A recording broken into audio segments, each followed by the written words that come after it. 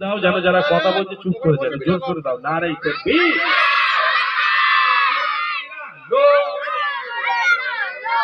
কজন করেছি? দুজন। আল কোরআনের আলো কোথায় যাইতে হবে সত্যি? খালি ঘরে যদি হয় সবাই মিলে বল, আল কোরআনের আলো সবাই মিলে বলো, সবাই বলো আল কোরআনের আলো হাদিসের আলো শরীফের আলো।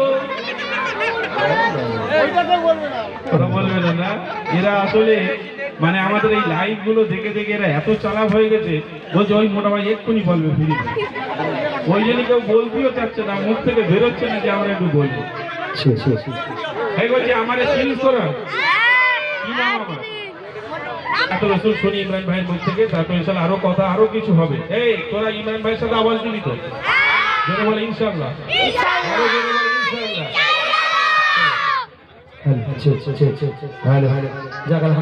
শুরু করলাম আমি মহান রবির প্রশংসা হামদে বাড়ি তাআলা দিয়ে। আস্তে আস্তে আমি আমার মূল গজলে চলে যাব। রাসূলের আদর্শ, রাসূলের ভালোবাসা কে চম্মাজানদের জীবনী শুনতে থাকুন। এবার যে নবী করিম সাল্লাল্লাহু আলাইহি ওয়াসাল্লামকে কেন্দ্র করে আজকের মাহফিল সাজানো হয়েছে, সেই নবীর শানে ছোট্ট একটা নাত গেয়ে গেলাম।